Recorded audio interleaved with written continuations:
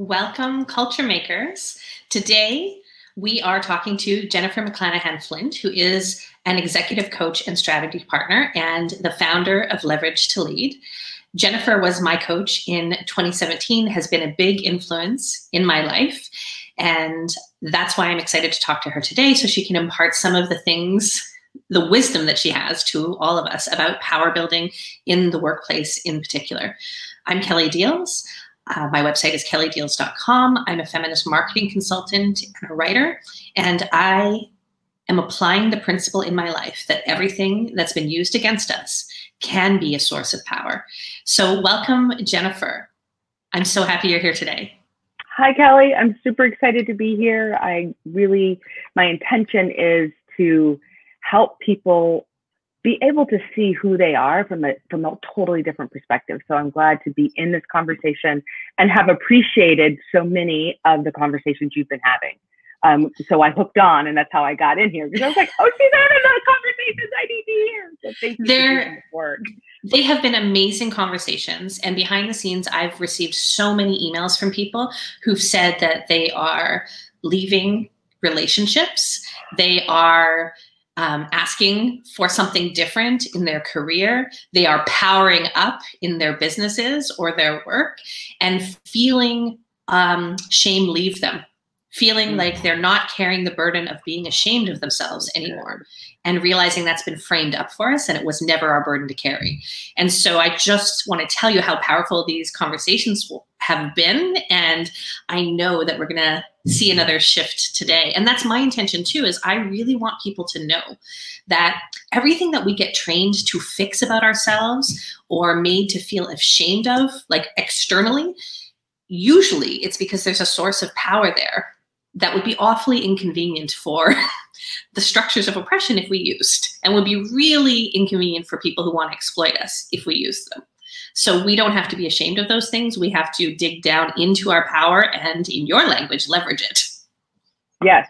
And I mean, what I really have begun to understand in this work is so often we have led our lives and our careers through apprehension. And that apprehension is like hoping someone will let us do what we want to do. And ideally, we can now shift and be audacious and say, this is what I'm going to do. This is the plan. Would you like to come with me? Is this a place where you'll support me? As opposed to taking a deep breath and hopefully, which I think goes back to this idea of power and influence, right? Because apprehension is about hoping that you can influence people to use their power on your behalf. Right. And audacity is knowing that, look, this is who I am. I'm going to find the place and the people that support me because I'm clear about what it is I offer, and I'm going to tell you about it. And I'm going to hold you to the standard of being worthy of it. Okay, so I love the word audacity and the whole spirit and energy of that. And it's something that I didn't put that name on it, but now I'm going to, Jennifer. In my own sort of body acceptance journey, I realized that I was using dieting and trying to be thin in order to indirectly influence people to give me the things that I wanted. And what I do now is go straight at the thing I want, unapologetically.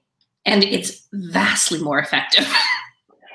And a lot less energy. Right. That to me, when I put that together, it was when it was worth the energy to be audacious, because the energy that I was using of chest piece and put this here and make this look like this here, I was exhausted and then so frustrated when it didn't work out. But I actually wasn't asking for it to work out. And so, and if it doesn't work, then I know you're not my person. Yes. And I can go on to someone else instead of trying to convince them to be my person. We don't have to convert, right? We don't have to convert. We can look for the people who actually want to go the same place we're going. Absolutely. And here's the thing that you just said, it's worth the energy to be audacious. And it's actually less energy. Like, it feels sometimes scarier, but it is actually like end result less energy, which means then we have more energy to apply to the things that actually matter. There's something that you said in a podcast called Break Concrete by Cheryl-Lyn Bentley. And it's a podcast about Black women navigating gender and race at work. It is a brilliant podcast, and your conversation with Cheryl-Lyn was brilliant. But in that conversation, you said something that resonated really very deeply with me. You said we spend a lot of time playing chess. People with marginalized identities, Black women in particular, but I related as a white fat woman, right? As any woman, but let's be clear. We spend so much time playing chess in our head and predicting people's moves and arranging ourselves accordingly, and it is exhausting. And you encouraged us in that podcast to stop playing those chess games in our head. And even this week, I was feeling a little scared of a space that I was in because there's people in that space who I know actually don't like me. And I was feeling scared about being in that space. And one of my friends, Alana Nugent of Babel Mia, said, you have to stop trying to outsmart everyone and predict what they're going to do and kind of like get in your power and armor up and be okay with who you are and just do that and let them do what they're going to do. Yes. And so that's when you said you've got to stop playing chess, that landed with me. So, you know, when I talk about building audacity, there's a number of steps that we enter into in our contract of being an acceptable professional. And the first one is adaptation, right? We know, we have been taught since, I don't remember when you're not taught, right? That your place as a woman, your place as a Black woman, your place as an Asian woman, your place is here. We're going to let you play here and be here. And if you want to get out of here, you got to be more like us over here, right? And so we have crafted and are genius at reading minds, understanding what's going on in the room. How do people feel about what's going on in the room? Who's got the power here? Who doesn't got the power? Who's going to accept me? Who's not going to accept? You'll sit in a meeting with 10 people. And if you're the only woman or person of color, you spend the first 10 minutes understanding who's what, where, and how by reading what they're doing in the room. Because of that, we've got great skills. We're able to read the room and know what's happening, but we cannot be clearly focused on the issue at hand because we have to figure out, are we safe? Yes. Right? So this chess game, I like to say, look, we learned that as a survival technique. It wasn't because we were afraid of our power.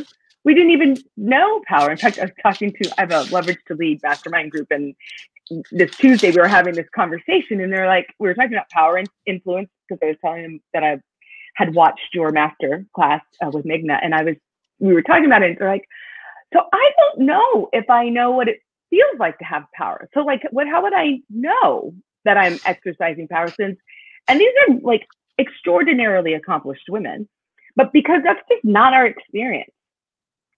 Yes. Joy DeGruy talks about the idea of post-traumatic slave syndrome.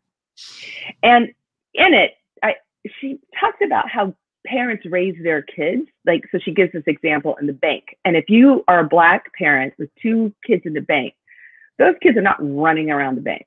They're not rolling on the floor. They're sitting nicely with you, standing in line quietly, or they know they're going to get it when they get home. And the reason why, as Black parents, we do that is to keep them safe. And she says, like, so when you're talking to your friends and your son, is great, and their son, Johnny, is great, the white parent will give a Black parent a compliment about their child, and the Black parent will minimize that compliment because they want to keep their kids safe, right? They know it's not great to have my son take on white Johnny's son. That's actually going to raise competition, discomfort, and when white people are uncomfortable, it usually spells trouble for brown and Black people. So it's just an interesting concept that we don't know, that we're learning to adapt, observe, be quiet, and safe.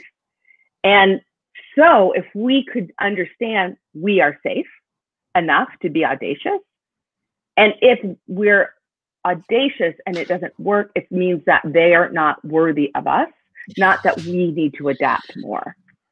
Roxane Gay and Tressie Cotton McMillan have this incredible podcast called Here to Slay. And at one point they're talking about power standards and being Black women navigating professional workplaces.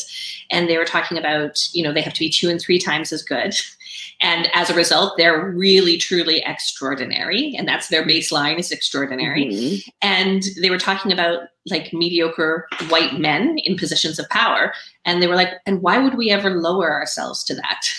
Why would we lower ourselves to that standard? And that's what you're speaking of right now, which is like, if people can't accept us as audacious and real and whole, then that is actually their problem and that space, and they're not worthy of the work that we're going to do, which is like nice theoretically, but, and also we have to navigate these spaces in our careers in real life, because that's the world we live in. So here's the thing, and this is what we talked about a little bit before, Kelly, is that you actually have to name your excellence. Yes. Because you're assuming that everyone, like, if you could be excellent, like, why wouldn't you? Yeah. I mean, I think most women who are out working, they're ambitious. If they can do their best and show up and do their best, who wouldn't want my best? Who wouldn't want to do their best? There are a lot of people who are simply fine with being mediocre. Yeah. So you begin to solve problems at a level of excellence, and then they think that you're pushy, because they would never actually try to solve at that level. It's actually a threat to their identity, right? So I've noticed this in my personal life, for example, in personal relationships. If you start really standing in your excellence, which is your power source, what you do is dramatize to them that, okay, we started in the same place from the same circumstances, and suddenly you're doing this thing, which makes me feel bad about myself because I don't have that thing, I'm not doing that thing, so what does that say about me?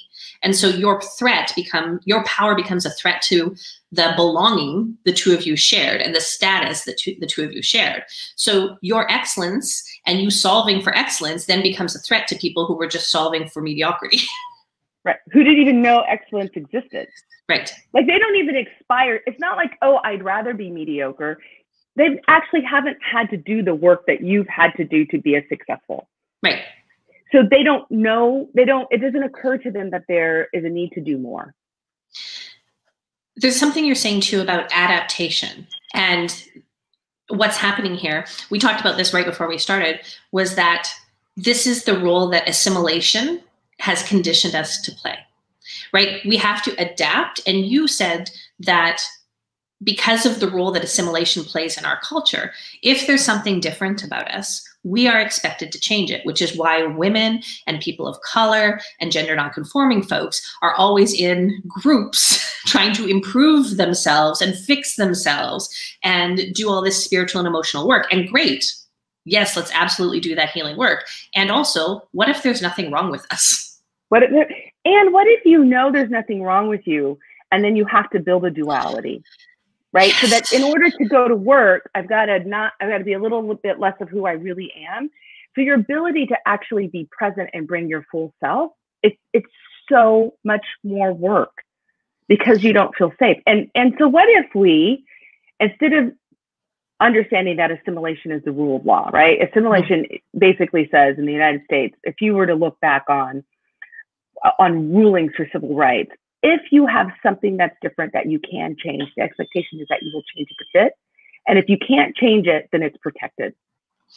But what if we said, if I don't change it, and I actually get to, in that sense of not changing it, tap into my more creative, free self, and I show why that is so impactful to the bottom line, like why that's so impactful for the job that I do.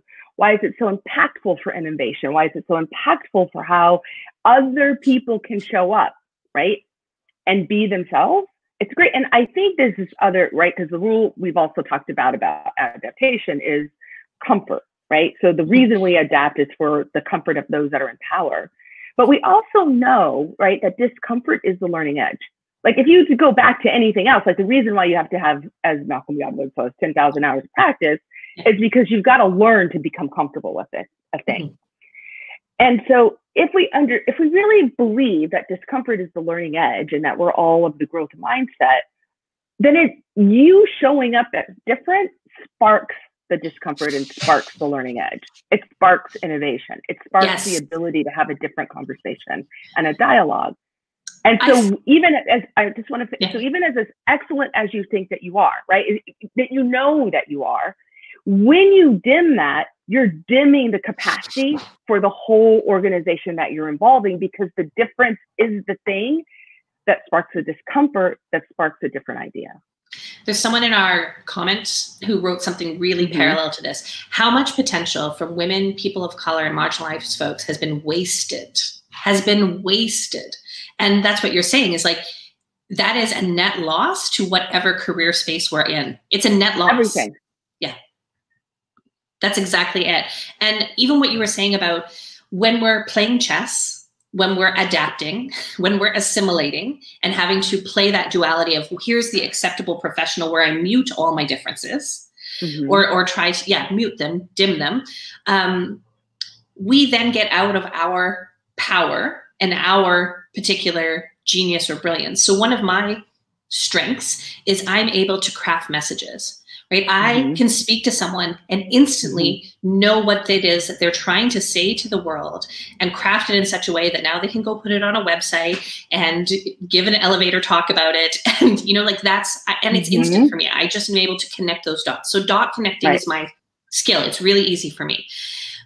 If I'm playing those games, I don't pick up those signals and I can't dot connect. Like the signals coming in, I talked to Suki Baxter about picking up the signals with your body. If I'm in my head playing all those chess games, I don't pick up the signals. And then I can't do the thing that I'm really great at doing because I'm at the table playing that chess game. And this is the thing, Kelly. I love this point, because what the chess game requires is that we adopt values that are dysfunctional. So it's not simply because your mind is busy, but because to show up as professional, right, in a white supremacist culture, you've got either or thinking, you've got perfectionism, you've got the right to comfort, right? So you have all these principles that are actually limiting. Yes. And you are trying to adapt to that limiting behavior so that you're safe and professional, which is in contrast to this isn't just about being a woman, it's not being a person of color. Everyone who's adapting to these white supremacist professional values, that's where mediocrity breeds. Right. We can't adapt ourselves to toxicity, right? And think that you're going to be innovative. And think also that we're actually going to bring anything really brilliant to the table, right? We get in our power when we're our full selves. And again, that's theoretically nice to say, right? But then how do you, what practically speaking, what does that look like in the workplace? And you said something again in this Break Concrete podcast that really struck me. You said, and I think this is the assimilation piece, we're supposed to go into the workplace and pretend like we're not different, when in fact our difference is often our asset. All that extra information and extra excellence, and that is like our source of brilliance. But we're supposed to act like we're not different. And so we're supposed to negotiate as though I'm not negotiating as a fat woman. And you actually have like a practical strategy for when we're having conversations and we know bias is in the room. How do we navigate it? So can you speak to that a little bit? So yeah, this is about really embracing who you are authentically and learning how to tell the story of who you are. So if you are, let's say you're in an interview and your radar's gone off and there's some bias. When you're in the interview, you address the bias. You can address the bias by talking about a time when bias has inhibited you. You could address the time when someone, I was in an interview once, and as a woman, someone asked me, how would I take care of my kids? And I thought, I don't even have kids. Why would they ask me? I'm so glad we're not talking about that here, which alerts them to the fact that, oh my gosh, they're playing in bias, right? This is, so what I thought when you said that was, this is how you break the spell. You say the words. Oh my gosh, that's why, you know what, your language, this is your genius, right? Break the spell. I'm going to use that going forward. But yes, it is. It's breaking the spell. And so in the Break Concrete podcast, Cheryl-Lyn was talking about a report where it shows that white women are more likely to get promoted than Black women. And the point I was making is because Black women are in the workforce thinking that they're equal. And so therefore they have the same equal chance. But if you are in a mostly white environment, and you're Black, you will always be Black. And so you have to negotiate understanding that there's going to be bias baked in, no matter how lovely they are, no matter how fair and equal they are. I mean, unconscious bias is all about the idea that it's against your conscious values. So you have to, from the beginning, not like waiting until there's the promotion, but from the beginning, talk about why you're so good because you're Black. So, you know, you go and you having a conversation with someone and you talk about your degree, right? And how you worked, how hard it was that you worked for it, what you had to learn to do, how you did things differently, so that they begin to understand how capable, competent, excellent you are. Because not everyone who went to Harvard worked the same amount to either get there while they were there or what they did after. And so you're thinking your Harvard degree is the same as Bob's Harvard degree. Your Harvard degree is like a Harvard PhD to Bob's Harvard BA degree. And you have to advocate for yourself and make sure people know that and understand that your difference is your asset, which is something you've taught me, and to stop dimming your light and stop rounding off your edges. And the piece around your difference is an asset, and you have to speak to it. Otherwise, people won't see it. They only see it if you draw their eyes to it. I was interviewed for Forbes magazine by Virgie Tovar probably about 2 years ago. And she asked me, how does being fat impact my career? And I said, there's two things going on at once. So one, yes, I am navigating bias, right? I am absolutely doing that. And I have to figure out how to explicitly do that. And I bring more information to the table because I see invisible power structures. Because I navigate them, I have to navigate that bias. It's right in my face and it's obvious, that are invisible to people who don't have the same body as me. And so if I'm a dot connector and that's my skill, having more of those invisible points helps me connect those dots. This is my creative asset at the table. So my difference is my asset. It allows me to speak two languages, bring more creativity to the table. This is my asset. And yeah, it does work against me sometimes. That's why I have to explicitly remember it in all my contexts. How am I going to navigate this? And I mean, Kelly, I think what you just said is the key. So all of us have to be able to build the language to talk about their asset the way that you did. Yeah. So can I say fat to my employer in public? Well, if that's what's going to help them understand why you are so able to do the work that you do, that who I am and how I present has made me build skills to be so highly functional. And when you can just tell the story, you begin to break the spell. Yes.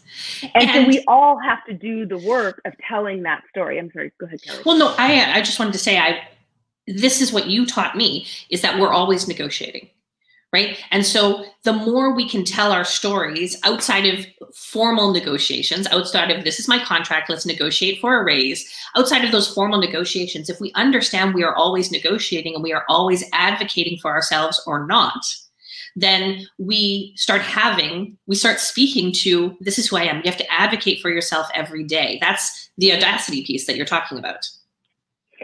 And it's so clarifying. Yes. Because we've become accustomed to the chess game and always being a little uncertain, right? Always waiting for the other shoe to drop. Well, if you are explicit and the shoe will drop and you will know that it is time to go on. Yes. And even when you're advocating for yourself and making sure other people see your competence, you're also reinforcing it to yourself. You hear it too, right? Like, so you're reinforcing your confidence. Absolutely. And you said a few minutes ago that your people in your mastermind were wondering, what does power even feel like? Like, I don't even know what it would feel like to feel power. And there's this person I follow in Toronto, Jane Clapp, and she's sort of a somatic therapist, but she talks about women and power and healing from trauma. She's really brilliant. And Annie Matan, who is in our comments right now, said something, quoted Jane to me, and it was like, whoa, that's a landslide. She said, the thing about power, how power feels in your body, it's the same as anxiety. Like the neurology of it, the physiology of it is we're so accustomed to feeling uncertain and anxious. It's an arousal state. Power is also an arousal state.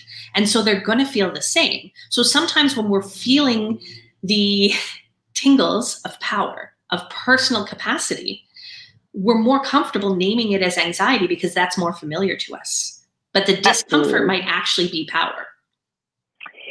I was listening, and I'm going to forget his name. I'm so frustrated at this moment, but I think it's an important story, so I'm going to tell you without his name because I'm over 50 and this happens. He was the U.S. goalie. Tim Howard is his name, and he has Tourette syndrome, and he's Black. So when the U.S. men's soccer team, this is probably maybe 5-10 years ago, he was awarded as the most saves in a soccer game. And he talked, so it was like, well, it was great. Well, part of the reason he had the most saves in the soccer game is because the rest of the team wasn't like great. So he was getting scored on a lot. And he talked about his journey to being there and how he had Tourette syndrome, and Tourette syndrome is activated under stress, right? So he found that when he was in goal, the Tourette's would start getting in his way. And then he realized that, the Tourette's was coming and I'm feeling this way because it's high stakes and this is where I want to be. I have the stress, it's coming because I'm excited and of course I'm anxious, but it's not because of the stress. It's because I'm actually playing at the level that I really want to play. And of course then my symptoms would come, but actually understanding and realizing that gave him the capacity to control his symptoms during the game, which made him one of the best U.S. goalies. Right. He turned something that people would want to fix about him into a source of power. He channeled it that way. And he knew that when that stress was coming, this meant this was his opportunity and his time, not that in some way he had a deficit. This is why I dislike a lot of the mainstream conversation about fear. There's so much conversation about like conquering your fear, vanquishing your fear, as though that's the first step to doing the thing you want to do, being really profoundly skilled at something. And for me, it's not the first step. It's an impossible step. You're never going to vanquish fear. It's hardwired into us. It keeps us alive. It's actually an asset. But what we need to do is be able to interpret the signals of fear as like, exactly what you said, this is where I want to be. This is where I want to be. This is going to take us a little bit of a left turn, but I think it's important to say, Pimo Theodore did this study. She works in Silicon Valley and does a lot of work around venture capital and women getting venture capital. And she made this point, it's many years ago, but it never left me, that men don't, especially white men, don't actually experience like exhilaration, fear, and the excitement of creativity often, right? In the same way. And when they're with a woman and they're in the moment of creativity, right? And that they're building something and it's exciting, men often interpret that as sexual excitement because that's the closest thing they know to that feeling. That is fascinating. It was the most fascinating study. And I think it's again, because you're not experiencing that excitement any other way as sexual excitement. And so then they think that this woman is interested in them when she's actually, they're doing very exciting, creative work. And those feelings feel the same, but they're not the same. And so often when I work with women who get at a very high level and they're working with mostly men, we have this conversation because it's the same thing as redirecting bias against as race. As a woman, you have to recognize and redirect that and name what's happening so that you continue to be safe in that environment. And this is the same conversation we just had a moment ago about like raising things to the level of consciousness, speaking to what is actually in the room. So now we can like deliberately navigate it and often just break the spell. If we know what we're navigating collectively, then we're not going to be triggered by the bias. Right. And then you name it, because if you're with a guy who's professional and you have this really professional relationship and you say, wow, sometimes I have found when I work with men, this creative excitement feels like we're collaborating so closely together and it might be that we're attracted. It's really like, how great is it to feel creative audacity? So then you name what they're feeling and you begin to have that distance so that you continue to be and valued, because it's not simply a matter of, is it sexual harassment or not, which is its own very important issue. it begins to demean in their eyes what you're bringing. Yes. Right? Because if you don't name it, they think that what you're bringing is your sexuality. That is not what you're bringing. Yeah. And if you name it up front, even before it's starting to happen, before you're picking up those signals, then now we're explicitly navigating it and you've named it. So when they start experiencing it, they're like, oh, well, that thing has a name. Yes. And I can name it for you and tell you why my genius and excellence is really what's ruling the day. Yes. Do you have any more sort of practical power building tips at work as we're navigating these biases? It's not more. It's just doing more of this regularly. It's not necessarily that you have to have a ton of tips. You just have to practice always telling people what I do. So if someone says, what do I do? I just actually was filling out a form the other day and they asked what was my job. And I said, I help women of color build powerful careers by using audacity and not leveraging apprehension. Like that's just what I do. And they were like, I've never heard anyone talk about their job that way. So when someone asks you, what do? You are not an attorney. You are not a copywriter. You are not a coach. You are not a consultant. You are someone who helps certain people with the challenge they have do something, get something, build something. And so every time you talk about that, it's what you do. And this is, I think, the tip that I will use is that when you talk to people like that and you get past all the bias and the stereotypes and who they think you are, you're actually able to tap into their creativity. So you begin to build things with other people. When they understand what you do and how you do it, they're going to tell you about a time that they did it.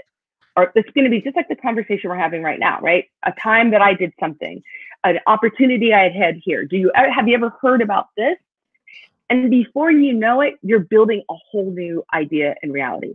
You're building a whole new creative possibility. So when I work with women, I often tell them, like, don't look for a job on LinkedIn. You're not going to find it. What you're going to find is someone who creates a position for you. Like our goal is for you to go talk to people about what you do. So they say, I need you. Yes. I'm going to create a position for you. And it happens all the time. This is literally the formula you just laid out for speaking to the impact you create and the value that you're bringing to the table rather than just your job title.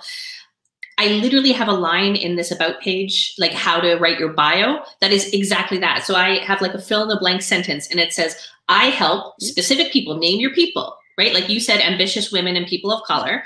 So I help ambitious women and people of color do such and such, fill in the blank, without such and such. So for me, I would say, I'm a feminist marketing consultant. I help women entrepreneurs sell without selling out their feminist principles. And people who hear that are like, well, you are the only one who can help me with this. You're the only one. Tell me more. Right. And if then, so you have your sentence and you can authentically tell them why you're able to do that based on who you are. Yes. Not based on simply your results, but you know what? One reason is that when I was working in law, I was always the only senior manager. And one day we were working on budgets and we were doing all the budget planning. And the CFO says to me, you know, I work with all the senior managers and administrators across the firm, and you're the only one who knows the name of each and every person that you manage. And it was like 2 offices, a lot of people. And I was like, because I believe that they matter. I like their position, but I believe that because I know what it feels like to not matter. Yeah. Right. I understand that feeling. So having that conversation with him helps him understand the value I offer. If I can know individual people and names, I motivate people. People are engaged. People want to continue to work. People want to do their best. I'm making decisions with context because I know he has 2 kids, because I know she has this and that going on. And I know that there's a stressor going on. So I'm able to manage people in a very humane way, which makes for a great office atmosphere. But it wasn't enough to say, this is what I do. It's who I am that allows me to do that. And it was the experiences of my life. Go ahead. It's another way that, like, just coming back to, you're always negotiating. You are always advocating for yourself. You are always telling your story. And so one of the takeaways I'm hoping people are having from this is that they have to speak to their story and name it every single day, several times a day, in many different circumstances. And even as a marketing consultant, this is something that I train organizations and entrepreneurs to do, is to consistently tell people what they do. So not just curate content, not just put content out there, but like regularly say, this is what we do. This is how we do it. This is why we're so amazing at it. And if you're an entrepreneur or you're building a personal brand and you have to build a personal brand for your career, it's important to be showing up in some kind of social media space and tell that story. And that doesn't mean it's like, you know, a 2,000 word post. It means, hi, I'm such and such. I do this. Here's why I'm so great at it. Here are all the different things I bring to the table. Like, name that regularly. And Kelly, this is so key. I just love the idea of story, because when you get comfortable telling story, then you use story to disrupt bias. Right? So when you're telling the story and then you see the bias, you can tell the story of when you've experienced bias and how it fueled you, what it did for you, the clarity it gave you, whatever the story is about how you overcame or how you've experienced and what it taught you, then it breaks the spell. Yes. Because people love story. People are going to get into the story. People are going to feel for you in the story. They're going to have empathy for the story. They're going to be outraged for you, for the story. And then they see you. And remember you. Yes. Because the point is that they're not seeing you. When I don't get a promotion, they're not seeing me. They're seeing the color of my skin. So I have to tell a story that has them see me. And Kelly, because most people don't tell their own story, white, black, whatever, it doesn't matter. When you tell your story, they actually begin to value you more so. Right. And a job title is not a story. Not a story. It's nothing. Right. So there's also, go ahead. No, we're just so excited to talk to each other. I was just going to say, I know. Because if you have a white woman in your organization who has the same title as you, and neither of you are telling the story, if she's blonde and thin and well presented, she's going to appear better, right? She's using all of that to influence how they see her and to influence that decision-making process. If she's this way, but you're telling your story about what you do, why you do, what are your ideas, what excellent means, you know what, so sometimes, this is the other thing, we aspire to excellence, but we don't tell people why excellence matters. Yeah. So if I'm going to be excellent in the job, what's it going to do for the team? What's it going to do for the bottom line? What's it going to do to expand our market? What's it going to do for our revenue, right? We just say we want excellence, but we need to tie that excellence to what the bottom line is, or what the point is, or what's going to motivate them to do more, or how I'm going to save money if we do this. Right? We just have our excellence, and it's not tied to anything. I will tell you 90% of the time, color will rule the day. Sex will rule the day. And there's something too, so we're talking about telling our story disrupts bias and lets people see you for who you are and what you're bringing to the table, right? So in a way, what we're saying is telling your story, culture breaks, right? It breaks the culture of injustice, right? So it culture breaks, it disrupts bias. There's another function that's happening at the same time, which is your culture making. You're creating a new environment, like a new world, a new set of norms, and you're doing both at the same time. Yes. And you have people become comfortable with their discomfort. Yeah. Because you're actually naming their discomfort for them. So instead of feeling apprehensive, like what will be the penalty if I make them uncomfortable, you begin to reveal that their discomfort is just something that they need to, they're on the learning edge. Well, and otherwise they attribute their discomfort to something you're doing. So they project it on to you. So it's something that you are doing that's not good enough, that's making them uncomfortable. Actually, I think, honestly, they attribute their discomfort to a stereotype. Right. Right? So that's exactly they attribute it to you, right? But it's the stereotype of who they think you are. Right? Yes. The stereotype of what so the stereotype, so for almost always, when a company hires me to reach out because they're in a sticky situation, there's a brown woman that doesn't know how to communicate, right?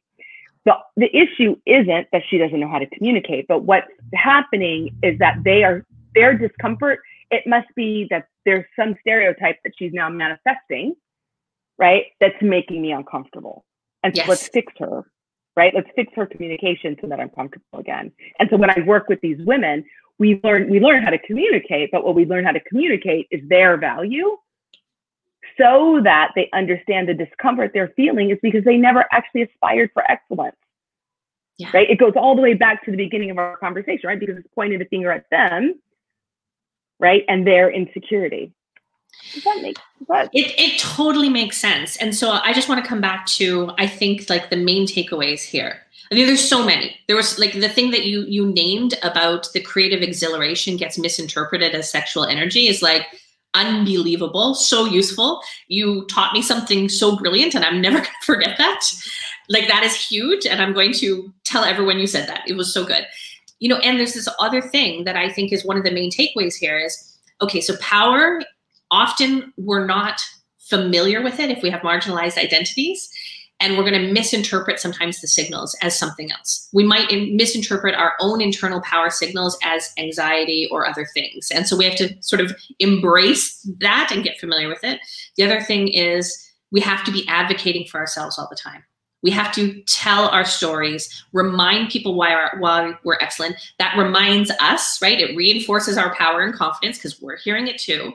And we have to consistently do that in many forums. So not just in the formal interviews, not just in the formal negotiations, in the conversations in the kitchen, in the conversations in the break room, you know, over coffee, on social media, we have to advocate for ourselves and tell people why we're excellent and tell people how our difference is an asset. Yes. And I think, Kelly, you also really brought out the importance of telling a story, master storytelling. Because in telling story, people actually connect with you. Right. And that doesn't mean like you're telling fables, right? Or these long, you're not weaving novels. It's just really saying like, this is what happened. Here's why I learned this thing and here's how it's useful. It could be 5 sentences. It's not like this elaborate film. It's just consistently explaining how you learned what you learned. I think we did this together, but one of the things, I know we have to go, but I could talk about forever, but is I asked people when they first work with me to list their strengths. And so we do a strengths inventory. And the point is, why does that strength matter? Because like we might say we do something well, but why does it matter that we do that thing well? If you could build in like what you do well and why it matters, you will be on the way to creating, right, the narrative around that strength, right? Because why it matters is something that's happened before in your past that it had an impact on. Right. And if that's just the example you use, you begin to now build the narrative. We're not asking it to be difficult, made up, or elaborate, just really authentically true about you. It's also where you want to root, right? Like you don't build your house on sand. You don't build your house on your weaknesses or all the things you're trying to fix, right? Who has time for that? No, you build yourself on strength and like the most fertile ground. It's time to worry about. I just had this conversation with someone talking. I'm like, worrying about your weight is an utter waste of time. It is just mental energy that women have been given to waste incessantly. Yeah. If you're worried about your weight, then I don't know, exercise, diet, do whatever it is that you want to do. But to have it occupy your mind is absolutely useless. It is not. If it's not a strength, don't give it space. And it comes back to this, what we talked about the chess game. Right? We got to direct our energy at the things we want to grow. Yes. Yes. So, thank you. Kelly, thank you so much for this. Jennifer, I love you. You've been such a huge influence in my life. I was so excited to talk to you. I felt like a puppy dog. I'm like stepping all over your words. But thank you so much for being here today and, you know, for sharing what you know about leveraging difference and turning it into the power source that it is. You know what? I love you, Kelly, and I love you. And you know what you really demonstrated for me through the time that I've known you, not simply just working together, but that you take seriously the idea of growth And that growth comes from, you know, maybe I make a mistake, maybe I didn't know, but that you commit to doing better on behalf of yourself and other people. And I just respect you so immensely. And I want you to, just want to say it out loud for everyone to know. I feel like seeing you out in the world is something that we can all learn from. So thank you for doing this work. I feel a bit teared up. Thank you so much for seeing that in me. It means a lot to me. Thank you, everyone, for being here and thinking through power with us. And my hope and Jennifer's hope was that you will see yourself differently as the powerhouse that you are. Yes. Yeah. Thank you, everyone. Bye, Jennifer. Bye.